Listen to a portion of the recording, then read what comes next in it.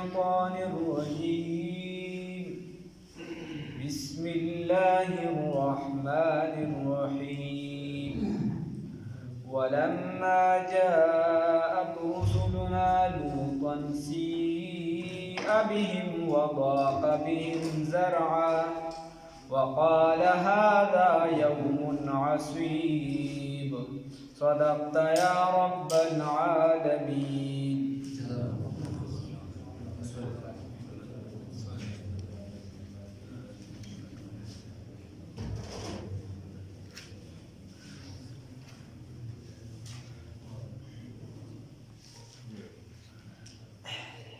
پرون تیر شوی ما تاسو ته ویلي وو چې ابراهیم علیه السلام ته فرشتې راغلې او بیا دای چې کوم خبرې وشوې بیا یې ورته ووایي چې موږ لوط علیه السلام چې کوم قوم دی هغوی ته ورځو هغوی له عذاب ورکړو. لوط علیه السلام او ابراهیم علیه السلام چې څومره هجرتونه ابراهیم علیه السلام کړو دومره ورسره به لوط علیه السلام دا یې روارو دی ورسره ګرځېده چونکې د وخت نه د ده په تربیت کې د ابراهیم علیه السلام نو ایمان پې ده راوړو په قام کې او یو پې خپلې بیبي راوړي نو دی به ورسره ګرځېده. بیا د مصر په ځمکه باندې چونکې ابراهیم علیه السلام سره هم د ګډې بیزې دا زیاتې وې او د لوط علیه السلام هم زیاتې وې نو د دې چې کوم خادمانو دایي به کله ناکله په خپل منځ کې چې دی تو مې معراج چې به یې لومبې تاسو دې ځای کې سره وې هغوی به ورته نور به ورته چې لومبې موږ سره تورات شریف کې داسې لیکلي نو هغوی ورله دا ووایي بیا دواړه راغون شو په مشوره باندې ابراهیم علیه السلام واپس فلسطین ته لاړ او لوط علیه السلام چې کوم د شرق اردن علاقې وې سدوم او عاموره یعنی دا اوس چې نن سبا کوم بحر میت یا بحر لوط ورته ویلی شي بحر مردار هم ورته ویلی شي دغه د دې په غاړه باندې دا کلي علاقې وې دغې ته چې دی لوط علیه السلام راغی خو چې دی کله دلته راغی نو ده په دې خلکو ته دعوت ورکړو خو په دې کې نوې نوې قباحتونه ولیدل نوې نوې لوبې په هغې کې یو لوی چې به کوم باندې دي مشهور دي چې د زنانو په ځای به دي هلکانو طرف ته رجوع ډېره کوله او د هغې سره به یې بدپیلي کوله دا ایجاد د دې قوم مخکې دا کار چا نه و کړی او ګیره خرید دا میجاد د دې قوم مخکې یو څه بل څه راغلي خو د خاص کار دپاره چې سړي ته ځان ښکلي وښکاري د هغې دپاره دا ګیره وغیره نه والې شوې دا دې قوم د دې عمل دپاره چې دی کله به یې ګیره راغله بیا به ورته چا توجه نه کوله نو هغې ګیره وال شروع او د شیطان په اشاره باندې شروع کړو هغه ورته طریقه ښولې خیر هغه اوږده ځان له بحث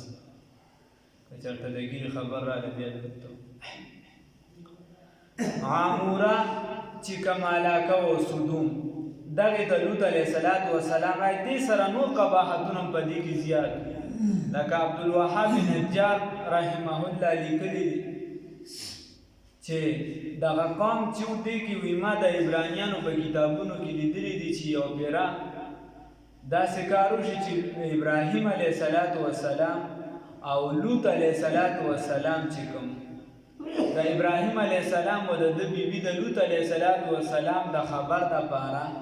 چې د لوط علیه السلام کوم حال کې دی یو کس یې ورپسې راولېږه الیعزر یې نوم هغه ته یې وایي چې تپوس وکړه د ده د حال او حال چې څنګه د سدوم د علاقې ته راورسېد یو کس بره ناست و یا ولاړ ورسه چې هغه د بره نه کاڼې راګوزار کړه په سر یې وویشته نو سر یې مات شو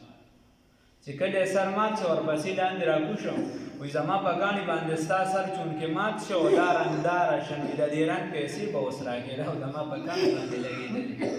داسې قوم وایي زما په کاڼي لګېدلې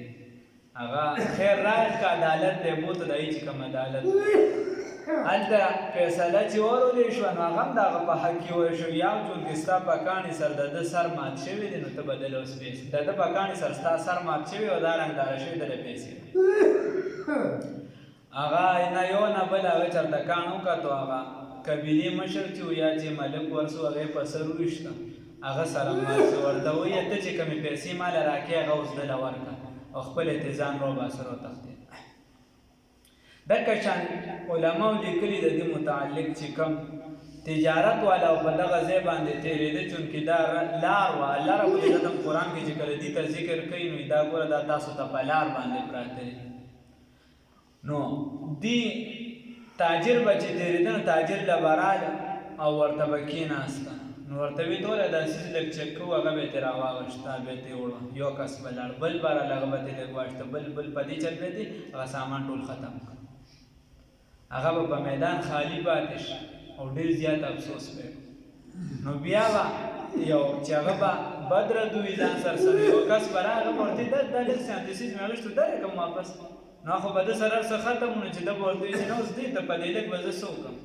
نو بس بیا به ده واپس داسې قباحتونه وپکې. لوط علیه السلام د ابراهیم په ملت سره د ابراهیم علیه السلام چې کوم دین حنیف د هغې دعوت و هغې شروع کړو دعوت یې کو دیو ایمان اسم رونو فما کان جواب قوم الا ان قالوا اخرجوهم من قريه انهم اناس يتطهرون جواب د دې دا ورپسې الټا جواب دا ورکوي دا خو لکه مسافر خلک دي سلک شانتي ټولګي دي یو خاندان دی د شمار یو څو کس دي او دا د ټوکې پته وروي انهم اناس يتطهرون دا خو د لک شانتي ټولګي چې دي ډېر پاکیزه خلک دي جوړ پامن کې دي پامن کې جو ډېر پاکیزه دي ښه نو بس دې سره به داسې کار وکړو چې د دې کلي نه به وباسو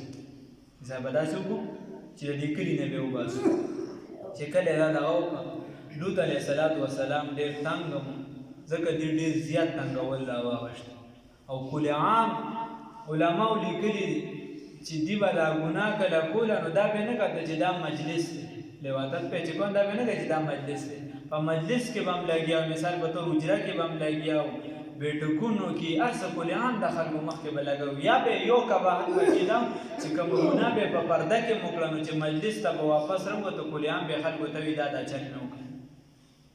او دا اوس د مسلمانانو هم شیوه ده چې کومه ګناه پټه وکړي نو هغه هم په مجلس کې هغه نه وي دا زما ډېر جاني دوست وي ته مې جاني دوست تا ته دا خبره کوم دا چل نه وکړي یا چې کومې خاص ګروپ یې هغې کې وي نه ګناه اسم بده ده خو ځکه تا وکړله او په پرده کې نو بیا هم د څه ګناهونو نه بچ د څو نه بچ یعنې امام غزالي صاحب تر دې پورې لیکلي دي که یو کس د یو زنانه سره زنا کوله هغې ته ووایي چې په جبر در سره زه لګیا یم او زه تا سره زنا کوم خو په دې مخ په ټولو کې تا ته اختیار دی دا تا ته اختیار دی که مخ پټې نو د یو ګناه نه بیا هم بچ نور خو هغه ځان له مستقله ګناه ده خیر چې دې دا کله لواطت دا به یې کوو نو لوط علیه السلام به چې څومره تعلیم ورکړو دومره د دې سختېده او د ده یوه بیبي وه ښځه یې وه منافقه هغه هم چې د دوه ښځې چې دي هغه نامرادې او خاسرانې بربادې دي یو چې د پکې دا او یو د حضرت نوح علیه السلام دي چې دي د پیغمبر بیبیانې وي خو د دنیا نه کافرانې دي اخوا د فرعون ښځه مسلمانه وه خیر چې دعوت به ده څومره ورکو هغې به سختېده تر دې پورې چې دا فرشتې راللې چې کله ابراهیم علیه السلام سره یې مفسرینو لیکلي د 500 کالو په عمر او د 80 کالو په عمر وي او چې کله لوط علیه السلام نه رالې نو د 11 12 15 16 سال د دې عمرونه د دې او د ښایسته هلکانو په شکلونو باندې رالې نو دا خو هسې مرضیان چې کله رال نو لوط علیه السلام سره زړه غم شو سی ابیهم دا ډېر زیات غمجن شو په دې باندې غمزده شو وضاق بهم زرعا او په دې باندې دا سینه را سخته شوه را تنګه شوه د دې په راتلو سره چې خدایه پاکه دا خو رالو زما دا قوم خو داسې دی هسې نه چې د مېلمنو ته مې نقصان ورسوي په دې لاس اوچت نه کړي چاته دله زړه کې دا کرل ریبل کول وقال هذا یوم عصیب و دا وي چې دا نن ورځ را باندې ډېره مشکله ده دا ورځ ډېره سخته ورځ ده زما مېلمانه دي ده د انسانانو په شکل راغلي نو یوه خبره یاد ساته چې دا جنات څومره دي فرشتې چې دي دا شکلونه بدلولی شي جنات ستا په بدن کې داسې ګرځي لکه څنګه چې دا وینه په بدن کې ګردش کثیف شکل یې په نظر باندې نه راځي خلک چې وایي داسې مې ولید دومره دم شو دا شو هغه شو نو چې څوک دروغ نه وایي نو ممکن د هر څه ځان نه جوړولی شي بلکې درې قسمه ذات دي بعضې پکې داسې د هغې متعلق کتابونه لیکي بلکې احادیثو کې راغلي چې هغې دا وریه دي داسې کوي جنګوي درې قسمه ذات دي خیر بیا چې دل ادا کړل بالکل چې وجاء قومه يهرعون الیه د نوح علیه السلام د لوط علیه السلام طرف ته دا قوم را روان شو په منډه راته دی کور طرف ته په منډه راته د دروازه بنده کړې وه ومن قبل د هغې تعریف ده او خلک وایي چې نوې نه کول زاړه بیا چا یادول نو ومن قبل کانوا یعملون السیئات هغې د وړاندې نه دا بدپیلي به کوله دا غلط کار به یې د وړاندې نه کو قال نو لوط علیه السلام ورته یا قومې ای قومه هؤلاء بناتي هن دا زما لوریانې دي کنه دا زما لوریانې دي هن اطهر لكم دا ډېرې پاکیزه دي ستاسو دپاره فاتقوا الله بس ویریږئ د الله تعالی نه په باره زما د مېلمنو کې ولا تخزوني وایې اسم چې یو کس ته شرمې نو دا لوی شرمې خو چې بیا یې د مېلمنو په مخ کې وشرمې په نن معاشره کې خلک څومره بد کړي وی د مېلمه بې عزتي راله وکړه بیا چې ستا بې عزتي د مېلمه په وړاندې وکړي نو د پیغمبر په شان شخصیت بیا ورته وایي ولا تخزوني فی ضیفي وایي ما مه شرمنده کوئ د مېلمنو په مخ کې الیس منکم رجل رشید آیا په تاسو کې څوک عقلمند کس نشته چې دومره درته وایي چې دا خو مېلمه دی دا کوربه دی دا کار اسم بد دی بیا د مېلمنو په مخ کې یو کوربه شرموي تاسو کې څوک داسې نشته چې لږ پوهېږي پیغمبر دی نو هغې ورته جواب کې څه وي اوس د ورته وي دا لوریانې نو لوریانو کې دلته خلکو توجیهګانې کړي چا یو څه بل څه خو مناسب نه دي مناسبه توجیه دا ده مناسبه خبره دا ده او غوره هم ده اکر چې دوه درې اقوال دي پکې غوره خبره دا ده چې هر پیغمبر چې دی که د هغه باندې څوک ایمان راوړي که نه که ایمان پرې څوک راوړي که نه خو چې د هغه څومره امت وي روحاني ته ور هغه د هغه ولاد وي روحاني ته ور هغه د هغه اولاد وي یو ته امت اجابت ویلی شو یو ته دعوت ویلی شي بس که څوک یې قبول کړي که نه نو دې ورته وایي دا ستاسو په کور کې چې کومې زنانه دي ستاسو بیبیانې دي یا چې دا نورې کومې ښځې دا زما لوریانې دي که نه دا زما کشرانې دي دغې سره نکاحګانې وکړي تاسو ولې چې د هلکانو طرف ته چې ځان مایله کوئ نو هغوی ورته جواب کې څه وي لقد علمت ما لنا فی بناتک من حق وایي تا ته خو علم دی ته پوهې چې زموږ ما لنا چې نشته دی زموږ دپاره فی بناتک په لوریانو د قوم ستا کې من حق څه حصه یا زموږ دپاره پکې څه حصه نشته څه حق نشته زموږ دپاره پکې څه اختیار نشته یعنې موږ دغه څیزونه نه غواړو موږ دغه خوښو نه موږ دغې طرف ته ځو نه وانک ویقینا لتعلم تپویږي ما نوري چې موږ د څه اراده کړه موږ چې ستا طرف ته راغلي یو ستا د کور طرف ته نو ته په دې پوهې چې موږ په کومه اراده راغلي تا ته دې پته قال نو وویل دی لوط علیه السلام لو ان لی بکم کاش چې وې زما دپاره ستاسو په مقابله کې په تاسو باندې قوت یو مضبوط قوت وې زما دپاره قام قبیله یا زد ذاتی ته ور دومره مضبوط وي چې ما د خپلو مېلمنو دفاع کولی شي نو بیا به ما تاسو ته ویل او آوي یا هم د دې نه چې زما دپاره ستاسو په مقابله کې یو قوت وي او آوي الی رکن شدید یا ما پناه نیسلې د یو رکن شدید سره نو خلک د دې نه ما درته مخکې مو خبره مې چېرته رکن شدید نه څو کړي چې دوی وایي چې ما پناه نیسلې وي د خاندان یا د قبیلې سره عام مفسرینو بعضو دا توجیه کړی خو بخاري شریف کې حدیث دی چې هغې ته وګورئ نو دا توجیهګانې بیا مناسب هم نه دي او دې کې بیا بله خبرې راوچتېږي په پیغمبر باندې نو هغې کې دا دی چې رسول الله صلی الله علیه وسلم فرمایي د حدیث مفهوم دی وایي لوط علیه السلام چې دی هغه قوم دومره تنګ کړ چې هغه د پناه نیسلو طلبګار شه د څه طلبګار شه د پناه نیسلو طلبګار شه په رکن شدید سره نو رکن شدید د هغه لپاره دا ذات د الله رب العزت یو مضبوط قوت رکن شدید یو مضبوط قوم یو مضبوط قوت ټول کې راځي محکم قوت نو دا ورته د فرشتو ورته وي چې کله د ده دا یره ولیده په زړه باندې چې دی په موږ باندې خفه دی نو ګوره پیغمبر ته علم کلي نه وي ښه دا اری زری زری علم ورتنی دا بعضی سیزون علوم علم خطه پا اکبر کنوائی دا علم غیب آدوائی و علم غیب کلی ورتنی شده نو ورتوی دا پرشتي ورتوی کنی ورسری ناس دی خدا پتا ورتنه لگی چی دا پرشتي دی ای ورته جواب کی قالو یا لوط اے لوط علیہ السلام انا رسول ربک یقینا من لگلی شوی استاد رب لن یصلوا الیک هرگز دی ندر رسی تا من خو پریدا من لخواسم نرا رسی لن یصلوا الیک هرگز تا دم ندر رسی خان دا تغمکا فاسر باهلک بس بوزا د خپل خاندان لرو چې چا پتا ایمان وروړي بقطع من الليل په حصہ د شپې په حصہ کې په اخره کې بار ولا يلتفت منكم او ندی ګور استاسو نه سوق شاته احد هیڅوک الا امراتک مگر خز استاده بشک یا ولا يلتفت او ندی پاتې کیږي منکم استاسو نه احد هیڅوک الا امراتک مگر خز بدرست پاتې کیږي انه یقینا په خبردار شان دالي مصیبها چې رسی بدیتا ما هغه مصیبت اصوابهم چې ورسیږي د قام ته چې قوم ته سو ورسی دا بدیتا ورسی ان موعدهم الصبح یقینا په خبردار چې وعده وخت د عذاب دي سره دا د سحر وخت دی د سحر وخت کې به راځي عذاب الیس الصبح بقریب نو دالوت علیہ السلام دومره تنکړ ورنه پیغمبر ډیر زیات شفیق په امت باندې دی ورته چې سار په عذاب راځي اوسه پیراوله اوس په نه راځي عذاب اوس راوله دومره تنکړ پیغمبر ورته اوس په عذاب راوله نو جبرائیل علیہ السلام ورته الیس الصبح بقریب آیا سار قریب نه دی نږدې نه دی د مازیګر په ټیم کې راغلی و دومره تکرار پکې شو چې دا معامله چې دی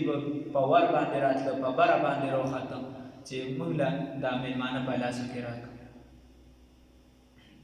لارې بچام دا حالت نه فلما جاء امرنا بس هر کله چې راغی هغه عذاب زمونږ نو دا دی وتل او چې په بله طرف باندې چې دی فرشتو باسل ورته تاسو په دې طرف باندې وځئ بس هر کله چې راغی حکم زمونږ جعلنا عالیها نو موږ وګرځول هغه بره طرف د دې سافلها لاندې وامطرنا اوس دې کې خبره ده علماء دي چې بدی باندې سلور قسم عذابونه راغلي یو عذاب چې کله دی بار حمله کوله په دیوال باندې براتو برنه نو بدی باندې غخور یا ورمشتي شو یا وغیرہ مو د دې سترګې وړاندې شوی سترګې بل عذاب بدی باندې دا راغلی چې بدی باندې کانی الله دا کار دومره بد دي چې الله رب العزت به کانی راوړي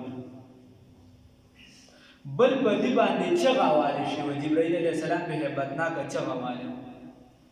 او بل د دې دا ازمکه چې دا ولټه شوی الله رب بخاری شریف کې حدیث رسول الله صلی الله علیه وسلم فرمایي دا حدیث مفهوم دی وې دا ازمکه جبرائیل امین دومره په وزر باندې اوچته کړه تر دې چې په دغه کام قبیله کې چې دا کم سپیو سي دغه کې د ازمکه باندې یا چرګانو د دې اوازونه چې دا فرشتو او بیا د التن الټا راخته او چې د دې کوم کم کس کم ځای ته تل وخت په کانی را گزار شو نوم په باګه د لیکل شي او خدای پاک دې حالات الله نو سره بیا په دې امت کې مجرد دا عذاب په خلکو کې خور شي نو عائشه بیبي فرمایي زمون مور بیبي هغه وی چې رسول الله صلی الله علیه وسلم فرمایي چې کله په دې قوم کې لواطت عام شي زنا عام شي د حدیث مفهوم بیان نو بیا دې د کانو د باران انتظار او د شکلونو د مسکیدو انتظار دی